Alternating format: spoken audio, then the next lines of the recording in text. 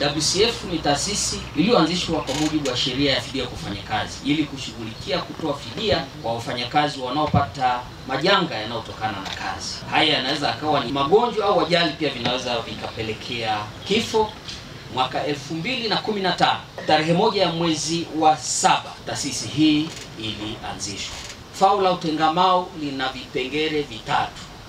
Kipengele cha kwanza ni kipengele cha matibabu, pale ambapo mgonjwa au mtu aliyepata ajali anafanyiwa ukarabati unaoendana na ugonjwa wa ajali aliyoipata. Kipande cha pili ni vocational rehabilitation, fao la utengamao wa ujuzi, kwa maana kwamba ajali uliyoipata inaweza ikakufanya ukashindwa kufanya majukumu yale uliyojifunza hapo awali na ukatakiwa kupata ujuzi mbadala ili kuweza kuendelea na maisha yako vizuri. Na fao lingine ni fao la utengamao wa kijamii, social rehabilitation. Fao hili lina mawanda mapana, lakini mojawapo ni vifaa vya mobility ili kufanya wenye changamoto za ulemavu kuweza kujichanganya vizuri na wanajamii wengine kuweza kufika maeneo ambayo bila visaidizi hivyo vingeweza kuwapa changamoto ya kufika. Sasa katika kufanya sherehe ya miaka 10 ya uhai wa WCF, kuna kitu kidogo tumetoa. Kulikuwa ni viti mwendo vya kawaida na vile ambavyo ni specialized. Kuna karatasi za kuandikia kwa watu wenye changamoto ya uoni, na pia kuna fimbo nyeupe kwa pia watu hao wenye changamoto za uoni. Lakini shukurani zangu za dhati pia ziende kwa Daktari John Mduma. Angeweza kulifanya tukio kama hili popote katika mikoa 26. Lakini leo tuko hapa Singida Sabasaba. Kwa kweli sisi umeweka alama kubwa ya upendo, kutujali wana Singida, wewe na timu yako. Na upendo huu hautapotelea hewani.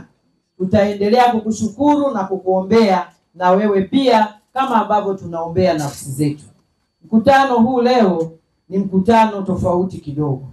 Ni muunganiko ambao tunakuja kuongezea wenzetu fursa ya kuweza kutenda mambo ambayo wasingeweza kutenda bila vifaa hivi. Lakini na mimi kwa sababu leo ndio ninasimama kwa mara ya kwanza kwenye hafla kama hii baada ya mkeka wa mama, nina kila sababu ya kumshukuru sana Mwenyezi Mungu na kumshukuru sana bosi wangu Dr. Samia Suluhu Hassan, Rais wa Jamhuri ya Muungano wa Tanzania, kwa kuendelea kuniamini kumsaidia kazi katika mkoa wa Singida. Kama gari ndio amechochea, sitamwangusha.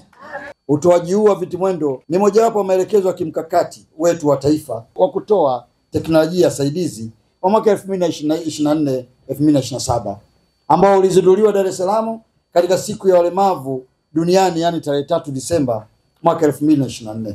Kitendo hiki ni kitendo cha kiungwana, kitendo hiki ni kitendo cha kimungu, lakini kitendo hiki ni kitendo cha kibinadamu sana.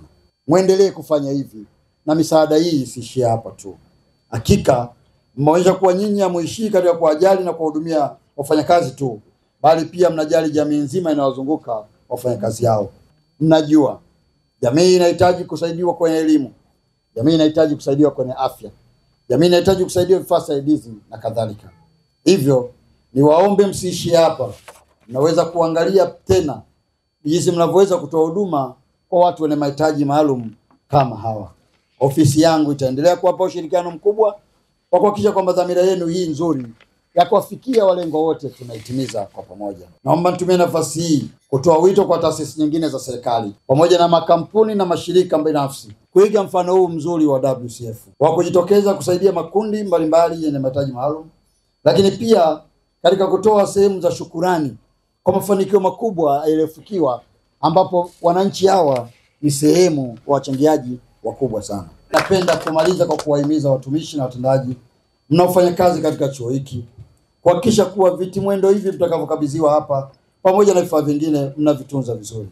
Waendeleeni kuwasaidia wanafunzi na wale wote ambao watapata vifaa hivi kwa ajili ya matumizi yaliyo salama zaidi. Kwa kufanya hivi, mtajenga imani sio tu kwa wizara WCF, lakini pia kwa wadau wengine wa maendeleo kuendelea kutoa misaada ya namna hii. Kuhusu changamoto mzozieleza, serikali itaendelea kusaidiana na chuo na wadau mbalimbali kuhakikisha kuwa tunatatua changamoto hizo ili kutengeneza mazingira mazuri ya kusoma na kusomesha.